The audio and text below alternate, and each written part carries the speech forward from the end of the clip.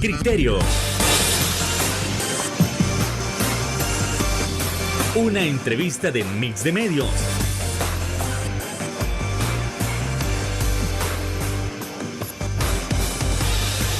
Que aborda frontalmente los problemas de El Salvador con los verdaderos protagonistas y plantea soluciones.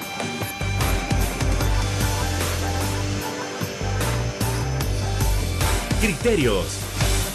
Hola, ¿qué tal? Muy buenas noches. Sean todos y cada uno de ustedes bienvenidos a una emisión más aquí en Criterios en este 10 de diciembre. Como siempre, es un verdadero honor que usted nos pueda estar acompañando para abordar esos temas importantes que están aconteciendo en nuestra nación. Y es que si de eso se trata, es necesario hablar de la lucha de los pueblos indígenas, de la lucha de los pueblos ancestrales como tal, para nosotros poder evaluar si con los actuales proyectos que están en camino o que ya se están ejecutando, se está librando una lucha, porque ¿será que se están violando sus derechos? ¿Se están aprovechando de sus tierras?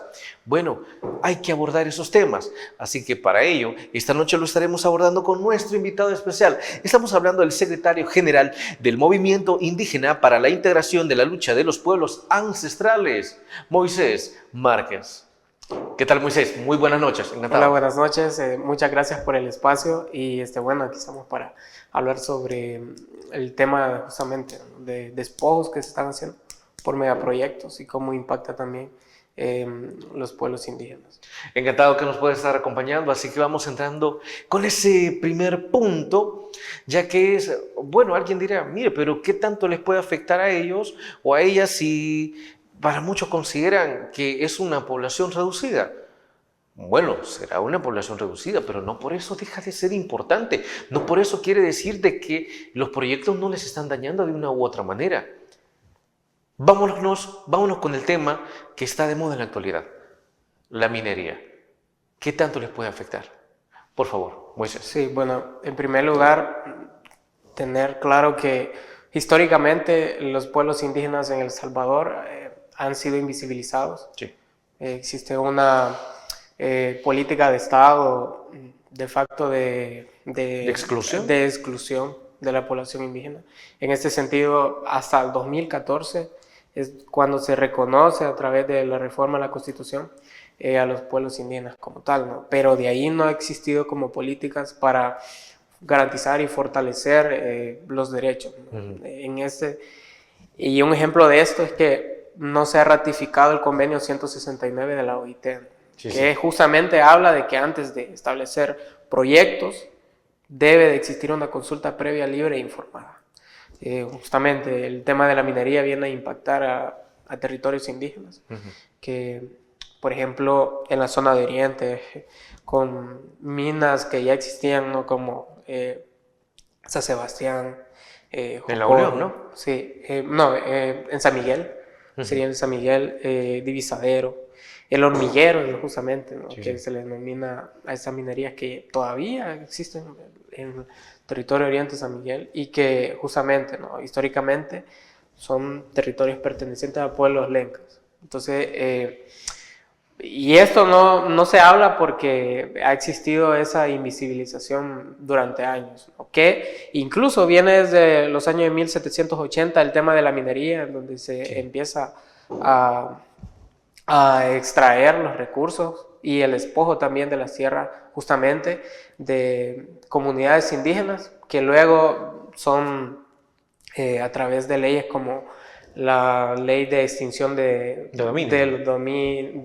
los ejidales y comunales, que se da ya en los años de 1800, justamente viene a dejar a la población indígena sin tierra, ¿no? Y a despojar nuevamente los recursos, y hasta la actualidad, ¿no? Y que esta minería que se hacía en 1780 llega hasta 1982, ¿no? Entonces, es decir, aproximadamente 200 años, sí, 200 de extracción, el tema de saqueo, ¿no? de la naturaleza, de los recursos, y esto evidentemente que impacta en la población indígena y ya también hablando a nivel general, ¿no? El tema de la salud y también en los bienes comunes que se privatiza y se mercantiliza la tierra, ¿no? En función de intereses privados, ¿no? Entonces, sí, justamente la población indígena es una de las más vulnerables también. Otro ejemplo sobre estos despojos también que se da es con los casos nuevos de megaproyectos que se quieren abordar, que se están ya realizando en la zona de Oriente. Ahora, hablando de ese primer punto, porque es importante también hablar de los megaproyectos y el impacto, pero primero en la parte de las minas alguien dirá, bueno, hoy es muy popular decir de que alguien que critica la minería se está oponiendo al desarrollo, se está oponiendo al progreso, se está oponiendo a que el país avance, ¿no? Y tú habrás visto muchos de esos comentarios a través de las redes sociales. ¿Cómo se logra convencer a las personas de que ustedes están defendiendo sus derechos? No es que se estén oponiendo al crecimiento o al desarrollo del país, incluso están defendiendo su salud. Sí, bueno, dejar claro que cualquier proyecto minero eso es igual a muerte, pues. Sí.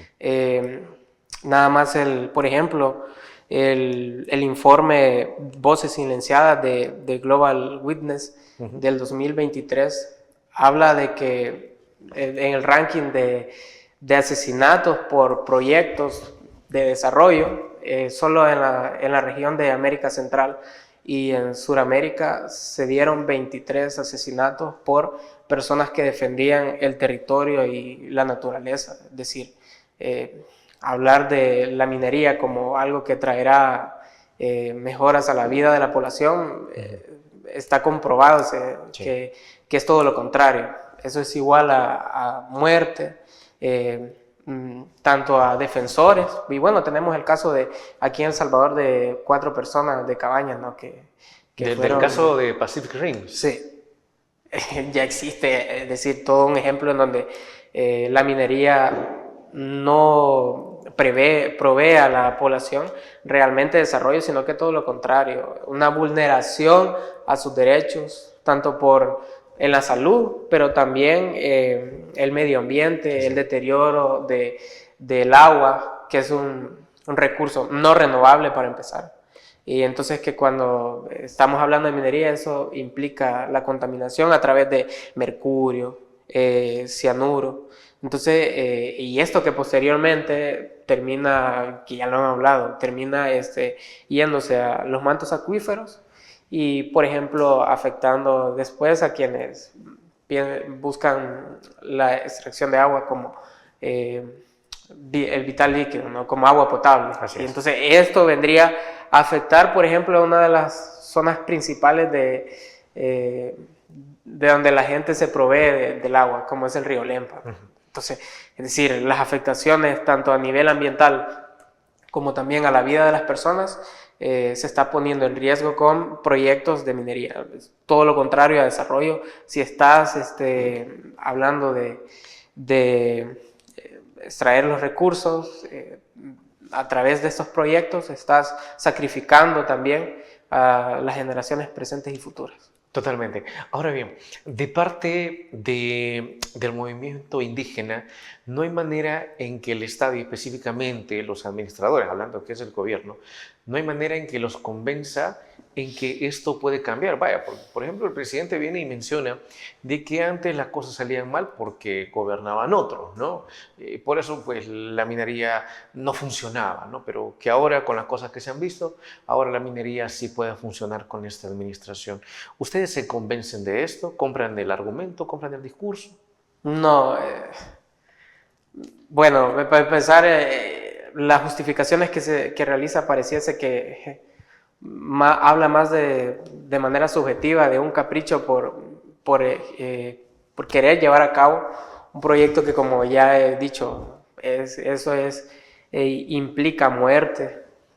Y además de eso, pareciese que es alguien hablando de, como, bueno, estas empresas piramidales, estafadoras, ¿no? Que habla de cómo te vas a hacer millonario, pero al final eso no llega. Entonces es lo mismo, es decir, y en el caso de la minería ya existen estudios de los daños, y todo lo contrario, no existe ningún estudio que diga que existe la posibilidad de hacer minería sin dañar al medio ambiente y sin dañar a la salud de las personas. Es decir, no presentó, en primer lugar, no presentó ningún estudio factible en donde hablara que no se va, primero, a consumir grandes cantidad de agua, luego que no se van a utilizar estos químicos tan nocivos para la naturaleza y las personas. El mercurio, el arsénico, el cianuro. Sí, y luego que esto no va a afectar a la salud de las personas. Nada de eso fue presentado en ese discurso. Más pareciese como cuando... Y bueno, aparte se hablaba de que esto va a generar riquezas para las personas y que también quienes les encuentren oro o algún mineral abajo de su propiedad les van a otorgar dinero, ¿no? Se van a llegar a ser millonarios, cosa que no es así. Para empezar, el subsuelo le pertenece al Estado. Eso está regulado en la Constitución. Es decir, las personas no se van a beneficiar de esta riqueza. Y en segundo lugar, todo es así de palabra. No existe realmente algo escrito que diga que eso va a ser realmente así. Entonces, no existe como tal un beneficio con la población, sino que existe más evidencia de las vulneraciones. Sí. E incluso, bueno, otro ejemplo de cómo esto afecta a defensores que han sido asesinados, como el caso de Berta Cáceres en Honduras, ¿no? Por la defensa del medio ambiente. Otro, y justamente también contra empresas mineras. Es decir, no existe como tal desarrollo en donde, por el contrario, lo que llevase es muerte. ¿Y esto cómo impacta además a los pueblos indígenas? Primero, continuar estos mecanismos de despojo del territorio, de no acceso a la tierra, que es un derecho que ya está consagrado en la Declaración Universal de Derechos de los Pueblos Indígenas y que El Salvador adoptó en el 2007. Entonces, es decir, lejos de otorgarles derechos, sino que lo que se está haciendo es vulnerarlos. Y hablando de vulnerarlos, primero nos vamos a ir a una pausa comercial y volvemos con el análisis de los megaproyectos y de qué manera les puede afectar. Volvemos.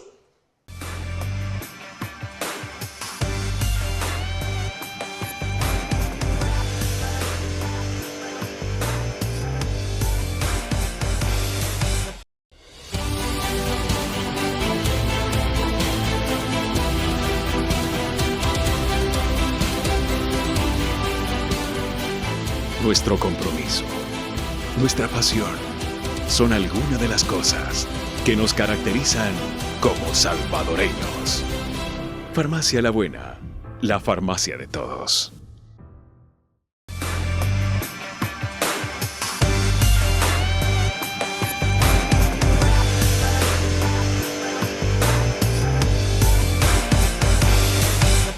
Gracias por continuar con nosotros aquí en Criterios para seguir abordando la lucha de los pueblos indígenas como tal ante no solo la minería, sino ante los megaproyectos y de qué manera les puede estar afectando. Ahora bien, hace más de un año nosotros tuvimos acá en el estudio a uno de los líderes indígenas que viene y nos comentaba que algunos de los pobladores les habían ofrecido una mínima cantidad de dinero por sus terrenos, es decir, les ofrecieron lo que no valía, número uno. Y número dos, también se nos dijo que ante la negativa de algunas personas de querer abandonar sus tierras o de querer aceptar el precio, pues la Fiscalía les había ofrecido una posible vinculación con las estructuras criminales para acusarlos y aplicarles el régimen. Esas amenazas se han mantenido. Por favor, Moisés. Sí. Respecto a eso, justamente el caso del aeropuerto internacional del Pacífico y las comunidades que va a afectar con David y Flor de Manga, al inicio se les ofrecía una cantidad de $8,000, algo que es totalmente risible para lo que en realidad cuesta una propiedad, ¿no? Si quieres volver a comprar o a acceder. Eso por una parte. Otra también, justamente, cuando se hace el anuncio del Aeropuerto Internacional del Pacífico, se hace también la persecución el encarcelamiento, la aplicación del régimen de excepción a uno de los compañeros justamente del Movimiento Indígena para la Integración de las Luchas de los Pueblos Ancestrales, que es Oscar ¿Y en Martínez. efecto los amenazaron con aplicarles el régimen si no accedían?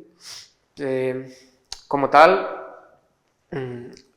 directamente no se les aborda, ¿no? que se les va a aplicar el régimen, sino que es de manera indirecta, siempre dentro la misma organización Milpa, justamente, que le aplica el régimen a Oscar Martínez, y eso, las comunidades justamente que generó temor ante este ejemplo, el caso de este compañero, lo que hace que luego las comunidades sientan que si se oponen y expresan las vulneraciones y amenazas que están percibiendo por la implementación de este megaproyecto, que también les vaya a pasar lo mismo que al compañero Oscar Martínez. Entonces, que un defensor también del territorio, y que también había sido desalojado allá por los años 2011-2012.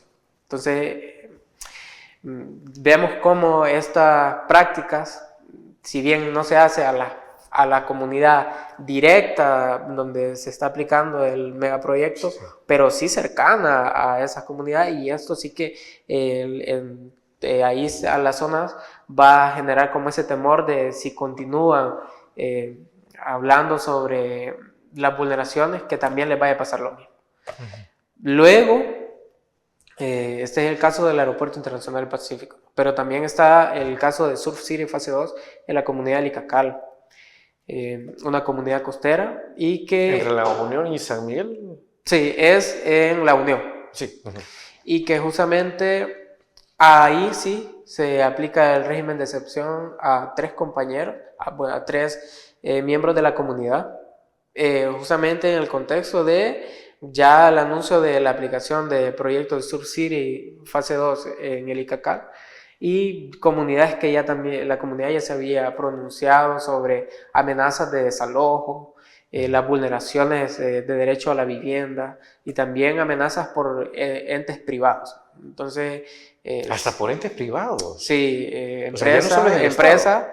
empresas que tienen intereses en el territorio o en la comunidad del Icacal, y que para buscar que las comunidades no se pronuncien, es decir, imagínate al grado que hemos llegado de buscar que la población, estas personas afectadas, se les busquen que no pronuncien sus violaciones de derechos, ¿no? Entonces se les amenazaba con entes privados vigilantes que todavía están en la zona, amenazando, acosando incluso también a menores de edad.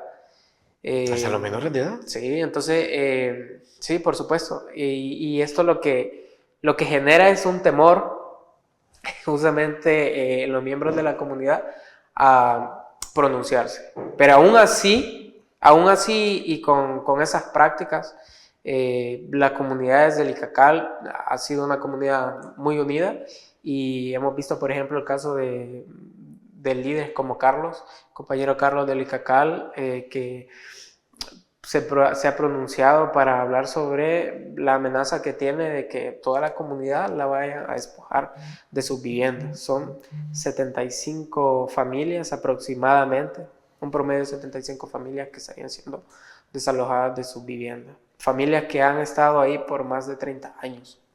Entonces, es lamentable, y que esto se suma a los despojos que ya se han dado en Condaví y Flor de Mar. Ahora, algo que también es necesario evaluar con esto, estamos hablando de que al momento de que llegan y les amenaza, ok, mire, le ofrezco esta cantidad, como tú dices, risible, por X terreno, pues no es lo que vale, pero usted tiene que aceptarlo, porque si no lo acepta, pues entonces se les ha amenazado, al menos las personas del proyecto de Surf City 2, bueno, entonces le vamos a aplicar el régimen. ¿Estas personas tienen alguna institución para intentar o poder defenderse? así como estamos en la actualidad. No, esa es otra de las situaciones que vuelve a ser, ¿no?, lamentable el papel tan pasivo de, por ejemplo, la Procuraduría para la Defensa de los Derechos Humanos. No se ha pronunciado sobre estos casos. Y es lamentable porque se han hecho denuncias, conferencias de prensa, Sí, sí. se ha hablado sobre el tema y hasta ese momento no se han acercado las instituciones para evaluar las situaciones de vulneración a los derechos que se están cometiendo en estas comunidades. No se ha dado. Por supuesto que se interpuso un aviso ante la Fiscalía General de la República para el caso de las comunidades de ¿Recibieron alguna respuesta? No.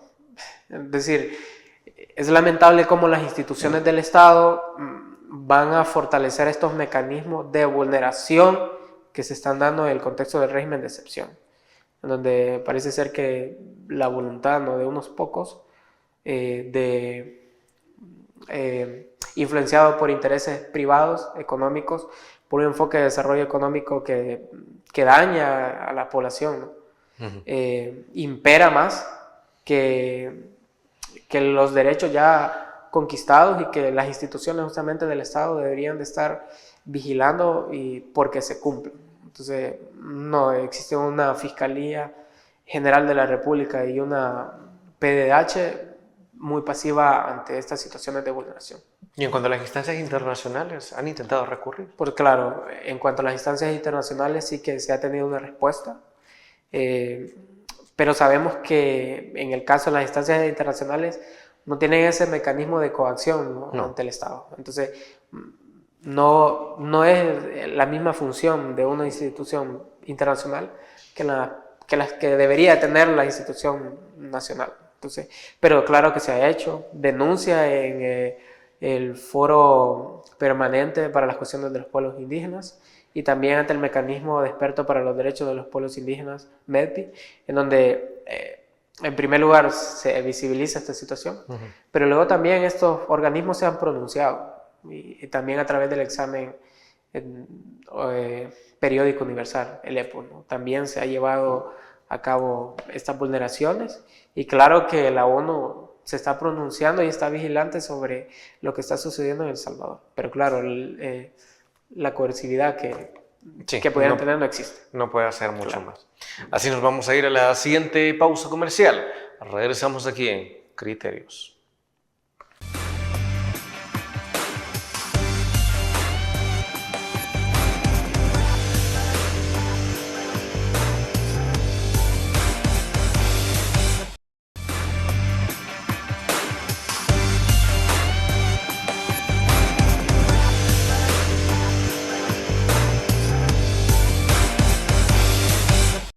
Gracias por continuar con nosotros. Y es que si ya estamos abordando de lo afectados que están los pueblos indígenas con respecto a lo que será la reactivación de la minería, bueno, cómo históricamente han sido afectados, cómo históricamente han sido despojados de sus tierras y el temor que está creciendo a que esto pues continúe es enorme. Además de cómo les están afectando los megaproyectos, algunas amenazas que han habido, que desde hace más de un año nosotros ya teníamos conocimiento de ello. Ahora es momento también de entender si también se está luchando por los derechos de la clase trabajadora conforme a lo último acontecido en los últimos meses. Moisés, entiendo que ustedes también están luchando por los derechos de la clase trabajadora y específicamente por una gran cantidad de despidos injustificados que se han dado en los últimos meses. Sí, por supuesto. En primer lugar esto porque Milpa como organización también defiende los derechos laborales de trabajadores y trabajadoras por cuenta propia, y como jornaleros, agricultores, pescadores. Y por supuesto que también los derechos laborales nos inciernen y en ese sentido también vemos cómo se está vulnerando otro derecho, ¿no? Los derechos laborales. El movimiento para la defensa de los derechos de la clase trabajadora ya ha identificado 135 despidos arbitrarios. Esto habla de que justamente, ¿no?, este gobierno, a través de acciones de vulneración de derechos, va haciendo la situación en El Salvador más grave, es decir, y para la clase trabajadora aún más. En este caso tenemos, por ejemplo, de CONAMIPE, Sí. que recientemente fueron despedidos 15 personas, de las cuales 12 son mujeres. También eso te da un indicio de cómo los derechos de las mujeres también están siendo afectadas. Y 2 de ellos que eran sindicales, ¿no? Miembros sindicales. Es el caso de secretario general de CIDCO, Sindicato de CONAMIPE, y el secretario general de la Federación de la UNT, de la Unión Nacional para la Defensa de la Clase Trabajadora. Entonces, vemos cómo también se vulnera algo que ya la OIT regula sobre los derechos que miembros sindicales tienen respecto al fuero sindical, ¿no? Es decir, no pueden vulnerar y despedirlos así arbitrariamente, cuando ellos tienen ese fuero sindical que les permite, se supone, ¿no? Tendría que permitirles justamente garantía de derechos laborales, pero que vemos cómo nuevamente en este régimen de excepción, este gobierno es violador de derechos. Hay otro punto también, y es que las autoridades hablan que esos despidos son justificables, o al menos en la mayoría lo que han dicho, porque las plazas van a ser suprimidas, o al menos para la mayoría de despidos es lo que han comentado, a lo cual se ha respondido. Pues sí, pero es que ustedes no pueden decir que está suprimida hasta que no se apruebe el presupuesto general de la nación. Entonces, es una justificación válida decir, no, pero es que ustedes ya no pueden venir ahorita porque ya su plaza ya no existe. ¿Es posible? No existe. En primer lugar, pues, no se ha aprobado el presupuesto y ya se están suprimiendo las plazas. Incluso la supresión de plazas no ha llevado el debido proceso, ¿no? Si es que se tendrían que suprimir, ¿no? Pero, es decir, tampoco deberíamos de pensar de que es normal, pues, de que se supriman estas plazas cuando estar pasando sobre los derechos laborales de estas personas. Entonces, eso para empezar. Segundo, sumándole a lo que has dicho, se habla de que esto era necesario para eliminar la grasa del Estado, ¿no? Es algo lamentable que se piense que la grasa del Estado son las personas que trabajan, cuando todos los funcionarios del Estado, pues ya hemos visto los altos salarios que se adjudican, que ostentan, y que contra ellos no existe ningún tipo de reducción de salarios, ¿no? Sino que al contrario, ¿no? Se garantizan sus privilegios. Entonces vemos cómo el tema de la vulneración de derechos a la clase trabajadora se ha incrementado, y que esta supresión de plazas en primer lugar es violadora de derechos laborales, ¿no? Y en segundo no tendría que ser aplicable. A ver, también se habla de que, a ver, algunos tal vez no los van a despedir, pero vamos a ver cuánto aguantan. Y cuando hablamos de cuánto aguantan, estamos hablando de acoso laboral. De ello también ustedes han recibido denuncias, tienen conocimiento, tienen casos a la mano. Sí, justamente compañeros del sindicato de CIDCO, el secretario general, estaba antes de ser suprimida su plaza, ¿no? Ahí ha estado siendo acusado laboralmente, llevaba un control de las actividades que hacía, y si estas no respondían justamente, según ellos, ¿no?, que por defender derechos laborales y defender otros derechos como el derecho al medio ambiente, los bienes comunes, quiere decir que no se está haciendo las funciones de la institución, ¿no? Cuando el defender derechos el sindicalista que defiende derechos, esa función es inherente al trabajo que realiza la institución, es decir, Sí, claro. Es permitido que defienda derechos laborales y aún más, ¿no? Si está defendiendo, aportando a la defensa de otros derechos. Entonces, justamente este caso de compañero del secretario general de Circo Conamipe, anteriormente fue acosado laboralmente, estar acosando, estar ahí monitoreando las actividades que realizaba. O poniéndole más actividades. Exacto, de las que o aplicando le más corresponden. actividades para, en primer lugar, buscar la manera de justificar, ¿no? que el compañero, De que no está rindiendo. que el compañero no está rindiendo, O que forzarlo a el que compañero, renuncie. y forzarlo al final que renuncie. Como esto no llegó a ser así, el compañero evidentemente no iba a renunciar a sus funciones de trabajo y también a defender los derechos laborales, y aplican este despido arbitrario, ¿no? De suprimir la plaza.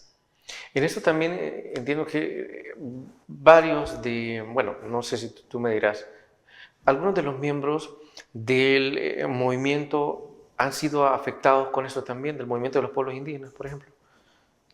Como en cuanto a despidos laborales, esta supresión de plazas, sí, en el caso que, por ejemplo, de la Procuraduría General de la República, ¿no? También han habido despidos, y esto por supuesto que cuando se busca el servicio para acceder a la justicia, Sí, sí. en estos casos de vulneración de derechos a las poblaciones que Conadí y Flor de Mangle, no puedes acceder porque los empleados están siendo despedidos, no existe un servicio, una atención a la población de manera óptima, ¿no? Entonces se aumenta los casos a los cuales hay que dar cobertura, pero la población que está trabajando para garantizar estos servicios y que sean adecuados no es la óptima. Entonces ves cómo estas supresiones de despidos en instituciones también va a afectar a las poblaciones cuando quieran acceder a que se les garantice un derecho, ¿no? O el acceso mismo a la justicia a través de, por ejemplo, instituciones como la PGR. También otro caso puede ser en el tema de salud, ¿no? Los despidos que han habido en el sector salud, Sí, sí. luego de pronunciarse las 2 marchas blancas que han habido, ¿no? Entonces, claro que va a afectar a la población indígena cuando se quiere acceder al servicio de salud, claro. y vas a ver que, en primer lugar, no hay quien te atienda, porque es decir, no va a dar los trabajadores, si los va reduciendo, no va a dar cobertura a todas las personas que necesiten el servicio, ¿no? Y no solamente ya a la población indígena, sino que también a todo el país. La supresión de plazas en instituciones que brindan servicio a la población va a afectar justamente al final a la población que accede a estos servicios.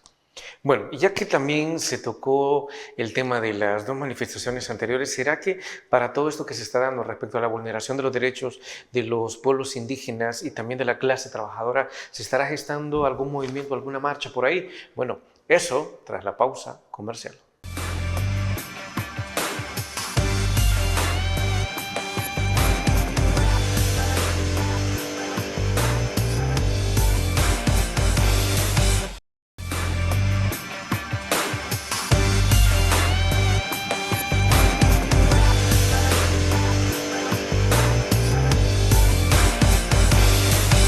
Así como cerramos el bloque anterior, es necesario evaluar si ante la vulneración de los derechos de los pueblos indígenas y también de la clase trabajadora se estará gestando algún otro movimiento, marcha o concentración para los próximos días. Por favor, Moisés.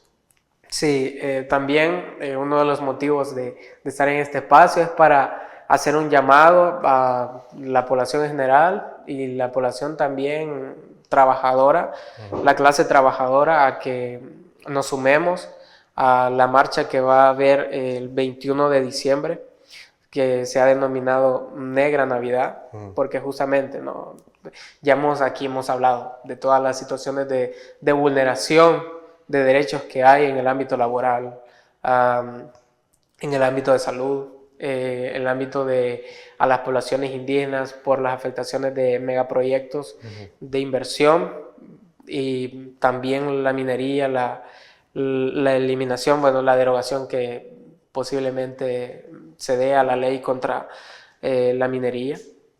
Entonces todas estas vulneraciones de derechos, lo que se quiere hacer en esta marcha es visibilizar, ¿no? Que no existe como tal una Navidad a la cual festejar, sino que es una negra Navidad. Se va a llamar a la concentración. Sí, negra Navidad, justamente porque todas las vulneraciones de derechos que se han dado. Y esto se va a hacer en el redondel que se denomina Redondel Constitución. Sí, Redondel Constitución, bueno, popularmente La Chulona. Entonces va a ser ahí, y esto justamente viene a como aglutinar, lo que se quiere aglutinar todas las vulneraciones de derechos que se están dando en el país en este periodo inconstitucional, ¿no? de ese gobierno. Entonces, de hacer un llamado a la población y a la clase trabajadora a que se sume, a que no tengan el temor de pronunciar las vulneraciones de derechos, porque si no, lo que estamos haciendo es aún darle más fuerza a esas instituciones que no están garantizando los derechos, a que esto se siga perpetuando, sino que al contrario tenemos que expresar la voluntad saliendo a la marcha, en la calle, y pronunciar sobre estas vulneraciones que se están dando en el país. Tú mencionaste la palabra temor, miedo. Hablando de ello, en esta concentración no hay mayor temor de que alguien los pueda amenazar, de que alguien los pueda disuadir de hacer esta concentración. No hay ese temor. Claro que sí. Por supuesto que existe. Vemos cómo el instrumento del régimen de excepción lo que está sirviendo es para intentar perseguir a personas defensoras de derechos. Recientemente tuvimos el caso de la periodista Mónica Rodríguez, que le allanan la casa, ¿no? Entonces, claro, entonces así puede pasar con otra persona defensora y defensor. Esto solo es una evidencia de lo que ya se venía hablando en años anteriores, de las posibles vulneraciones que iban a haber a los derechos por la aplicación del régimen de excepción que se está haciendo, ¿no? A defensoras y defensores que se pronuncian. Así que, por supuesto que existe el temor de que por hablar y pronunciarse de los derechos que tenés, de que se busquen garantizar, de que las instituciones del Estado sean más activas, existe el temor de que esa persecución que se dé. Y bueno, y ha existido también, que se da de diferentes formas, como por ejemplo las personas que se pronunciaron en las marchas blancas, tanto del sector salud y educación, luego son destituidas de su puesto laboral, ¿no? Entonces, es decir, ves cómo estas vulneraciones y puede implicar que directamente te allanen la casa, pero sí que te vaya a afectar de otras maneras, como que luego te despidan de tu trabajo por pronunciarte. Pero no debería de ser, es decir, no hay que, es decir, aún a pesar de eso, debemos de sumarnos y pronunciarse, porque si dejamos que las instituciones del Estado sigan vulnerando los derechos y la población no se pronuncia, tarde o temprano esto se va a perpetuar aún más, y las vulneraciones de derechos van a seguir aumentando. Desde luego, y de hecho precisamente a eso me quería trasladar, ya que en las marchas anteriores se comentó de múltiples casos en los cuales se despidieron algunos docentes o algunos médicos por haber asistido. ¿Será que también existe ese temor, o más bien están conscientes de que esta concentración puede repercutir en que los despidan, desde luego, injustificadamente? O sea, al menos quienes han organizado o quienes lo están organizando, ¿no? ¿Están conscientes de que esto puede pasar? Claro, a ver, en este momento ese es el actuar del gobierno, ¿no? Quien se pronuncia por defender sus derechos se le busca afectar de alguna manera. Entonces, pero eso no hay que normalizarlo. No es normal que por pronunciarte por defender tus derechos, esto implique una vulneración a ellos después, ya sea que te vayan a despedir. Entonces no debemos de seguir fortaleciendo esas prácticas, no se deben de permitir. Y también esta concentración de la Negra Navidad es para pronunciarse a los despidos que ya se han dado de sectores tanto de CONAMIPE, de sector salud, de sector educación y las demás vulneraciones de derechos. Es decir, también esto concentra a trabajadores y trabajadoras que han sido despedidos. También, ¿no les molesta que de repente algún miembro del gobierno, algún funcionario minimice lo que ustedes están haciendo? ¿Por qué lo menciono? Porque en la última marcha nosotros tuvimos conocimiento que la comisionada presidencial Carolina Recinos había mencionado que no le asustaba, que al gobierno no le asustaban un par de marchitas, ¿no? Como ella lo había expresado. Que a usted de repente les diga, mire, a nosotros tampoco nos asusta, despectivamente hablando, ¿no? Una concentracioncita, como ellos casi siempre llevan a todo movimiento. ¿Ustedes a esto no les importa respecto a lo que opinan? No, por supuesto que no. A ver, esas son opiniones que los mismos de siempre han dicho. No es la primera vez que un gobierno viene a opinar de esa manera por quienes se pronuncian por los derechos. Ya deslegitimarlos. Claro, deslegitimarlos. Ya ha pasado en gobiernos anteriores. Es normal que este actual gobierno también dé esas opiniones, pero por supuesto eso no deslegitima la opinión, la postura de la población que se manifiesta. Es decir, a ustedes en la actualidad no los detiene ninguna opinión que venga de parte de los principales voceros del gabinete. No, porque del gobierno. si opinan, eso quiere decir que están pendientes es decir, que la marcha es importante, pues. Le están dando esa importancia a lo que ha sucedido. ¿Dónde se ha regado el comunicado de la Negra Navidad? Al menos por el momento, en lo que se está gestando la concentración. Claro, bueno, se está haciendo a través de los medios de comunicación. Bueno, ese es un ejemplo. Claro. También todos los sectores de los sindicatos, las otras instituciones, porque también se ve amenazada otras instituciones como es ISDEMO, ¿no? Que también vayan a ser trabajadoras, sean despedidas, ¿no? Entonces, en las instituciones, sindicatos, y hemos estado haciendo el llamado para que nos concentremos el 21 y salgamos a defender los derechos de la población. Bueno, y es que así nosotros nos vamos a ir a la última pausa comercial. No nos cambie, retornamos en Criterios.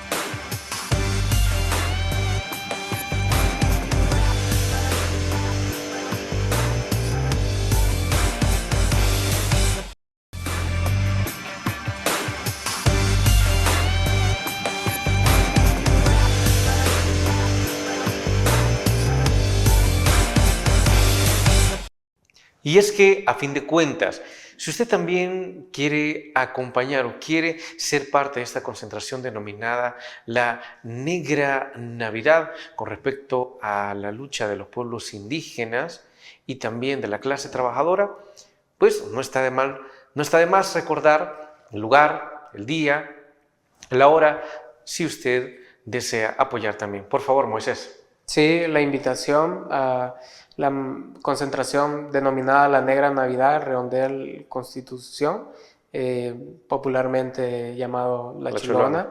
Va a ser el 21 de diciembre a las 4 de la tarde. Y el objetivo... Sábado 21 sí, a las 4 de la tarde. A las 4 de la tarde. Y es para denunciar los despidos arbitrarios que se han dado, tanto el sector salud, educación, CONAMIPE y otras instituciones del Estado, pero sí también vulneraciones a derechos que se están dando por la implementación de megaproyectos de inversión, como es el Aeropuerto Internacional del Pacífico, Sur City Fase 2, y la actual promoción de la minería en El Salvador, que va a aún más vulnerar los derechos de la población en general y evidentemente a los pueblos indígenas. Entonces, el llamado para que nos sumemos a esta denuncia y bueno, ahí los esperamos. Y esto también entiendo que también es para intentar luchar por la restitución de aquellos que han sido despedidos injustamente, según mencionabas, ¿no? Sí. Todavía no se ha aprobado presupuesto, ¿no?, del 2025 y estos despidos han sido arbitrarios. Todavía hace falta esos procesos de buscar restituir a las personas que se les ha violentado sus derechos a través del despido, para así garantizar, ¿no?, que se cumplan los derechos de la población, de la clase trabajadora. Totalmente. Entonces, ahí está la invitación para que usted pueda acompañar al movimiento en esta concentración denominada La Negra Navidad, el día sábado 21 a las 4 de la tarde. A las 4 de la tarde. Y bueno, imagino que alguna gente tal vez llegará con temor, pero tú dices, incluso con temor, hay que luchar, según mencionas. A ver, claro, es decir, no podemos normalizar el tema de seguir pensando que porque tenemos temor, ¿no?, a defender nuestros derechos, hay que permitir que se sigan vulnerando. Es decir, la población debe de pronunciarse, porque si no esto se va a hacer como casos de Nicaragua, Venezuela, por países donde no te puedes pronunciar porque sos perseguido. Totalmente. Bueno, hemos llegado al final del programa y no nos vamos sin antes agradecerle a nuestro invitado por habernos traído sus criterios en torno a todo lo que está sucediendo con los pueblos indígenas y con la clase trabajadora. Encantado, Moisés, y mucha suerte, mucho éxito. Bueno, muchas gracias. Y un saludo a todos los que nos ven. Encantado. Amigos y amigas televidentes, gracias por habernos sintonizado una vez más. Como siempre, recuerden que el criterio más importante lo tiene usted. Que descanse. Feliz noche. Criterio. Una entrevista de Mix de Medios.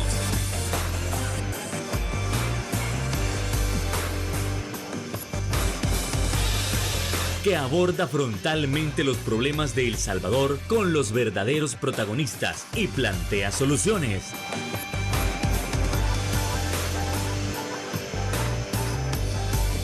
Criterios.